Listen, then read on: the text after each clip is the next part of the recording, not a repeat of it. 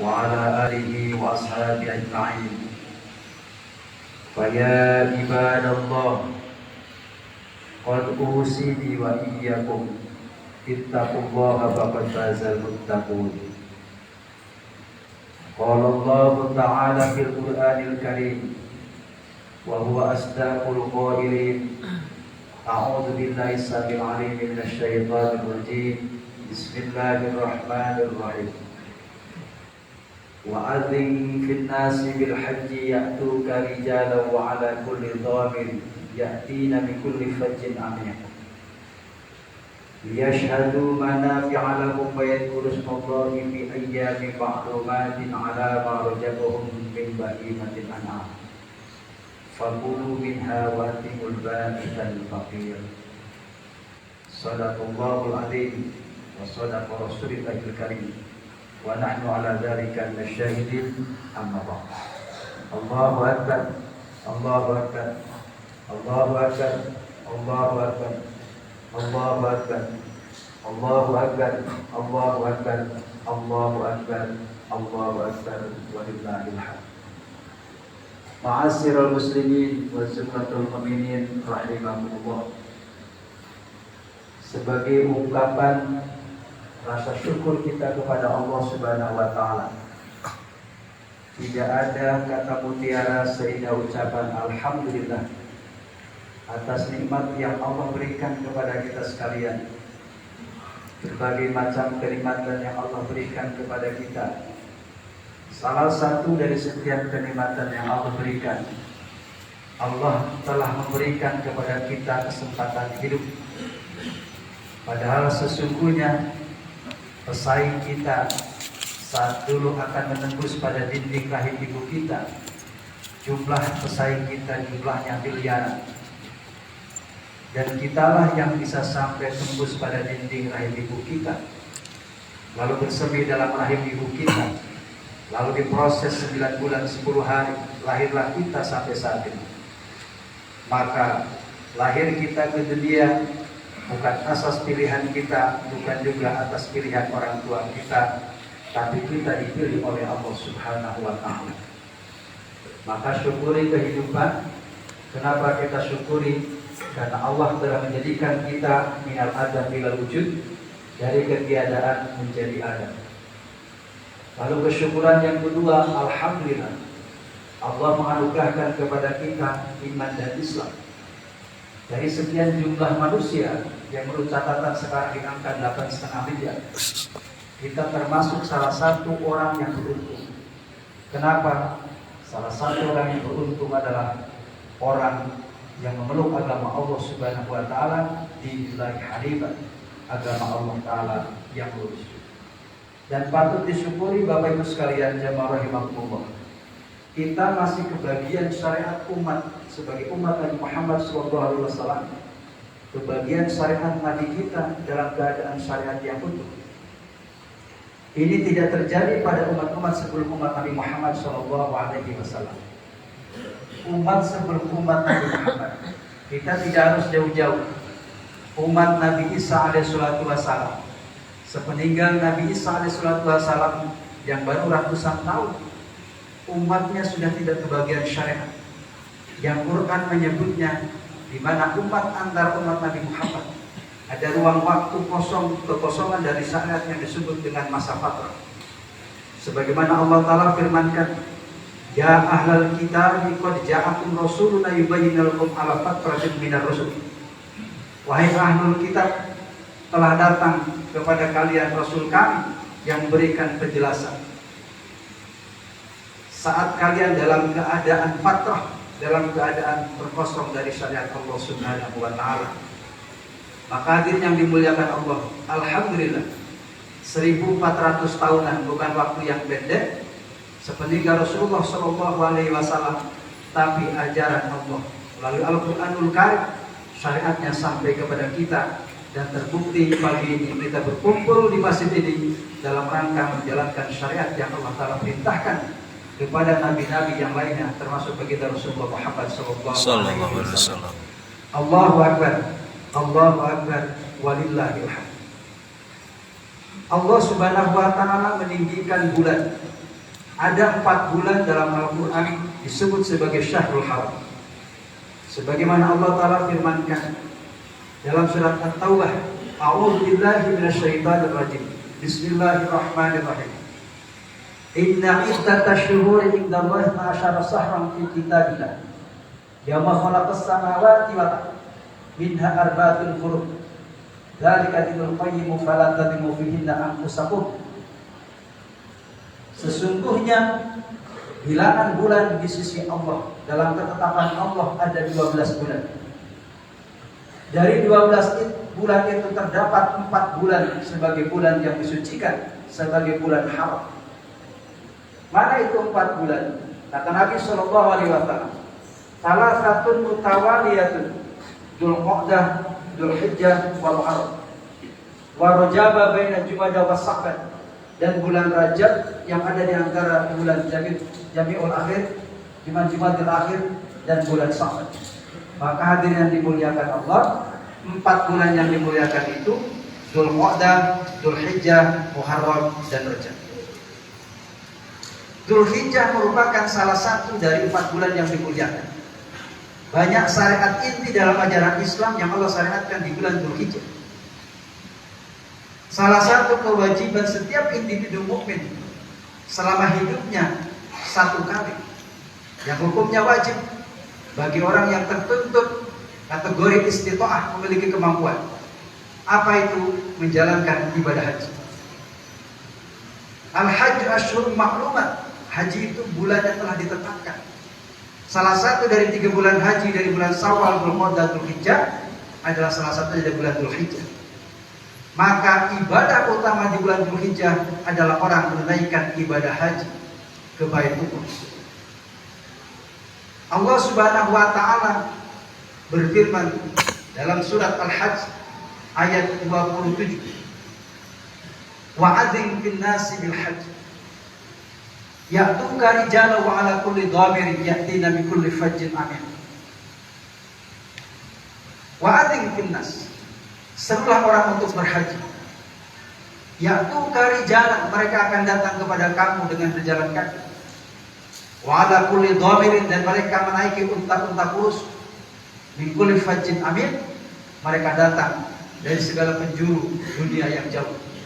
Hadirin yang dimuliakan Allah, ketika Allah Subhanahu wa taala merintahkan Nabi Ibrahim, setelah Nabi Ibrahim alaihissalam meninggikan bangunan Ka'bah bersama putranya Ismail alaihissalam, Allah memerintahkan Nabi Ibrahim, wahai Ibrahim, serulah orang untuk datang ke Baitullah.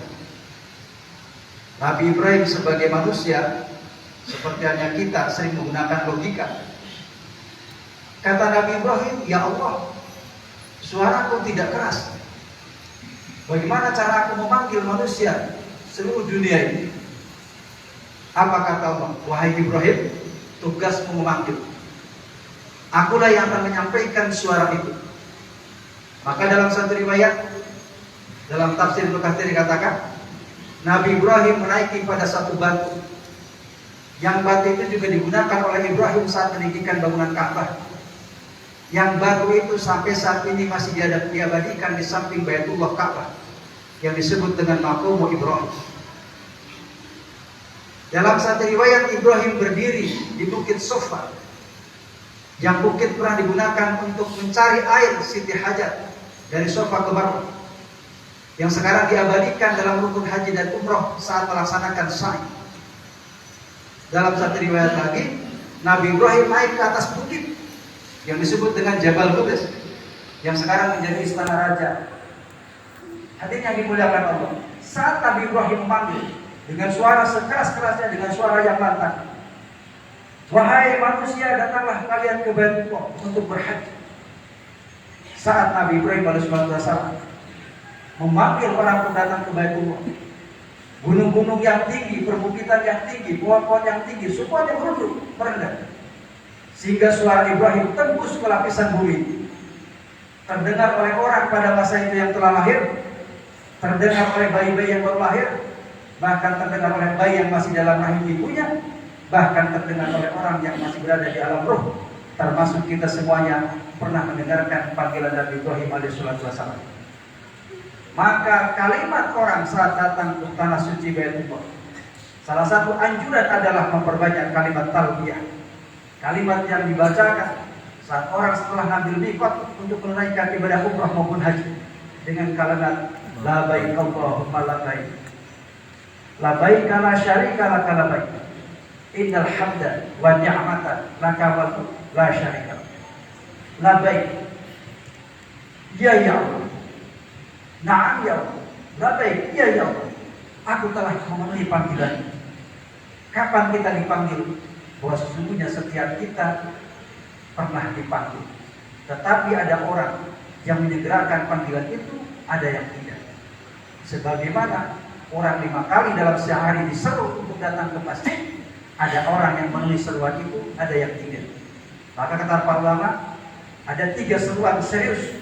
2 diantaranya ada orang yang tidak memedulikan, dan satunya siapapun orang pasti akan memenuhi seruan itu. Dan kesuksesan seruan yang ketiga adalah ditentukan sebagaimana ringannya kita memenuhi seruan ke-1 dan ke-2. Seruan apa itu? Seruan sekali sehari dalam sehari semalam sebanyak 5 kali seruan azan. Pas saat muadzin mengatakan hayya 'alas shalah, mari kita sholat, ada orang bersegera memenuhi panggilan itu, ada orang yang tidak. Begitu pula musim haji, ada panggilan orang berhaji, ada orang yang menyegerakan datang itu, ada yang tidak. Tetapi hati-hati, siapapun orang tidak bisa menolak panggilan yang ketiga, yaitu panggilan kematian. Maka kesuksesan kematian adalah orang yang senantiasa ringan memenuhi panggilan sholat, dan juga bagi orang yang memiliki kemampuan menunaikan ibadah haji. Allahu Akbar, Allahu Akbar, walillahil hamd. Jamaah rahimakumullah, datang ke Baitullah, tambatan hati datang ke Baitullah adalah sebagai wujud takwa seseorang, sebagai wujud keimanan seseorang. Maka ketika dalam hati kita terbesit ada keinginan pengen datang ke Baitullah, jangan dipadamkan cahaya keinginan itu, terus tumbuhkan. Jangan melihat keadaan kita, maaf, yang mungkin dari sisi ekonomi kita susah, dari sisi kesehatan mungkin kita tidak baik. Jangan melihat itu, lihatlah kemahakuasaan Allah Subhanahu wa Ta'ala. Allah banyak memberikan jalan kepada orang yang menurut kalkulasi tidak mungkin dia bisa datang ke Baitullah, tapi ketika Allah Ta'ala menghendaki, punya banyak jalan orang untuk datang ke Baitullah. Ada salah satu doa Nabi Ibrahim alaihissalam yang diabadikan dalam Al-Quran dalam surat Ibrahim ayat 37. A'udzu billahi minasyaitonir rajim. Rabbana inni askantu min dzurriyyati biwadin wa lidzar'in inda baitikal muharram. Rabbana liyuqimus shalah faj'al afidatan minan nasi tahwi ilaihim warzuqhum minats thamarati la'allahum yashkurun. Rabbana wahai Tuhanku, inni askantu min dzurriyyati, sesungguhnya aku telah menempatkan, telah meninggalkan sebagian dari dzurriyyah, biwadin ghairi dzar'in, di satu lembah yang tidak tumbuh tanaman, inda baitikal muharram, di samping rumahmu yang disucikan, Baitullah. Hadirin yang dimuliakan Allah, Nabi Ibrahim memiliki 2 istri. Istri pertama Siti Sarah yang telah menikah lama dengan Nabi Ibrahim, puluhan tahun nikah dengan Nabi Ibrahim, tetapi tidak dikaruniai putra. Sampai akhirnya Siti Sarah memerintahkan Nabi Ibrahim alaihissalam untuk menikahi kembali, untuk menikah dengan budaknya Siti Sarah dengan bernama Siti Hajar. Tidak lama kemudian setelah nikahnya Nabi Ibrahim dengan Siti Sarah hamil, melahirkan anak laki-laki yang bernama Nabi Ismail alaihissalam. Naluri kewanitaan, rasa cemburunya timbul, maka Siti Hajar tidak menginginkan Siti Hajar ada di dekat, memerintahkan Nabi Ibrahim untuk mengasingkan, untuk mengajak pergi Siti Hajar jauh dari penglihatan. Maka Nabi Ibrahim mendapatkan perintah Allah Subhanahu wa Ta'ala untuk pergi ke satu lembah yang disebut dengan Baitullah saat ini. Quran menyebutnya wadin ghairi dzar'in. Lahirlah anak laki-laki yaitu namanya Ismail. Dari Nabi Ismail alaihissalam tidak melahirkan dzurriyyah menjadi seorang nabi, kecuali lahirnya nabi terakhir baginda Rasulullah Muhammad SAW, orang Arab. Kemudian tidak lama kemudian Siti Sarah pun hamil dan melahirkan seorang anak laki-laki yang bernama Nabi Ishaq alaihissalatu wassalam. Dan dari Nabi Ishaq alaihissalatu wassalam melahirkan dzurriyyah. Berikutnya Nabi Ishaq melahirkan Nabi Yakub, Nabi Yakub melahirkan Nabi Yusuf, terus sampai kepada jalur Nabi Isa alaihissalatu wassalam. Itu silsilah dari Nabi Ishaq alaihissalatu wassalam.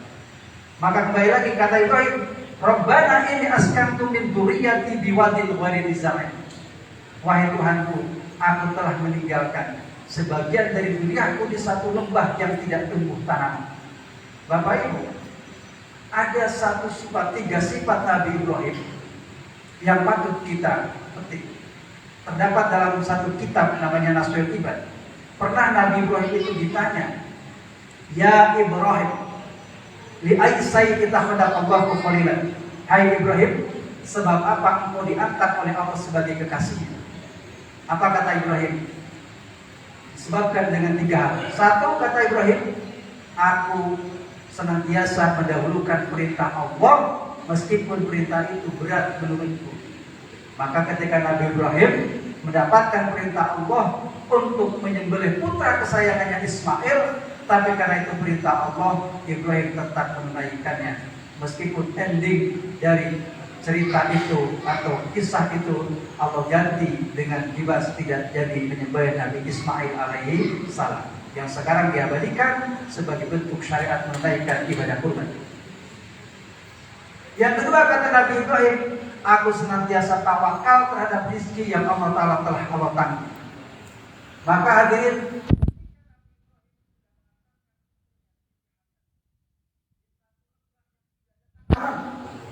Nabi Ibrahim hanya meninggalkan satu gentong air dengan hanya satu wadah kurma.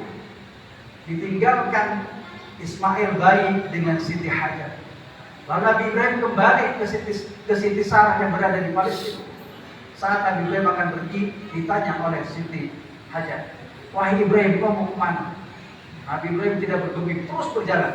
Sampai akhirnya Siti Hajar bertanya, apakah engkau karena perintah Allah? Kata Nabi Ibrahim, ya, ini perintah Allah. Siti Hajar yakin bahwa kalau itu perintah Allah, pasti Allah tidak akan menyanyiakan kepada hamba-Nya. Pergilah Ibrahim dengan keyakinannya bahwa jangankan manusia, bahkan seekor makhluk pun tidak akan Allah sia-siakan, pasti Allah cukupkan rezeki. Maka hadirin yang dimuliakan Allah Subhanahu wa Ta'ala, hari berganti minggu-minggu, airnya stok yang ditinggalkan Ibrahim milik Siti Hajar habis juga. Kurma sudah menipis, air sudah habis. Akhirnya apa? Nabi Siti Hajar berusaha bagaimana mencari air. Lari dari satu bukit ke bukit, bukit Soba, bukit Marwah. Akhirnya Allah menganugerahkan melalui mukjizat Ismail yang masih bayi, yaitu keluarnya air yang memancar, yang sekarang disebut dengan air Zam-Zam. Maka kata Nabi Ibrahim, aku senantiasa yakin tawakal terhadap apa yang Allah Ta'ala janji. Lalu yang ketiga, kata Nabi Ibrahim, wa ma taqadaitu wa ma ta'asaitu illa ma ta'aitu. Aku tidak pernah makan pagi, tidak pernah makan malam, kecuali aku senantiasa bersama tamu.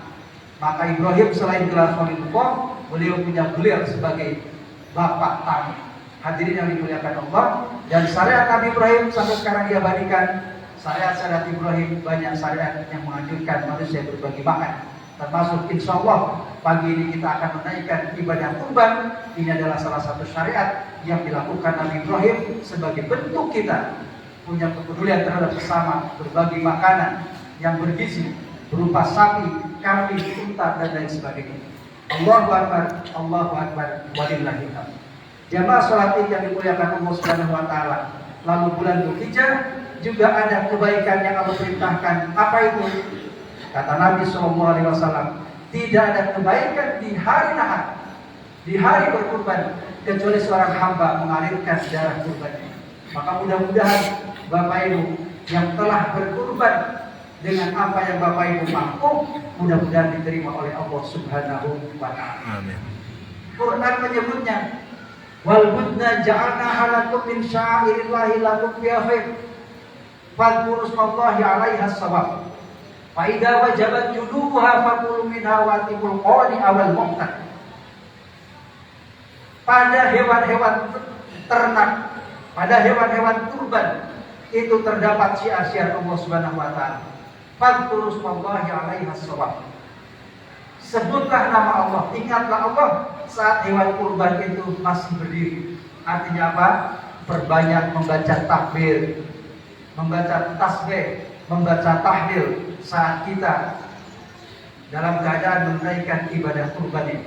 Karena ada bentangan kita bertakbir Idul Adha ini sejak kemarin subuh Arafah sampai dengan nanti asar tanggal 13 bulan Dzulhijjah. 13 Dzulhijjah. Itu kita disunatkan memperbanyak kalimat takbir. Fa idza wajabat junubuha, bila hewan kurban itu telah roboh, telah mati, fakulu minha, makanlah kalian dari hewan ternak, hewan kurban kalian. Maka jamaah sekalian, yang dianjurkan itu makan dari hewan kurban kita, bukan makan daging. Maknanya apa? Panitia harus senantiasa hati-hati bahwa sahibul kurban harus dipastikan mendapat bagian dari hewan kurbannya, bukan hanya sekedar daging kurban. Kenapa? Karena perintah Quran, fakulu minha, makan sebagian dari hewan kurban tersebut. Watimul qani awal muhtaj, kasih makan orang yang tidak meminta-minta dan juga orang yang meminta-minta. Maka daging kurban boleh dimakan oleh orang yang kaya, boleh juga dimakan oleh orang yang miskin, boleh dimakan oleh orang mukmin, bahkan oleh orang kafir. Maka hadirin yang dimuliakan Allah Subhanahu wa taala, mudah-mudahan aliran tetesan dari darah kurban yang kita persembahkan adalah sebagai bentuk ketakwaan kita kepada Allah Subhanahu wa taala. Karena Allah tidak melihat besar kecil gemuk urusnya hewan kurban kita, yang Allah lihat adalah bentuk ketaatan kita kepada Allah Subhanahu wa taala.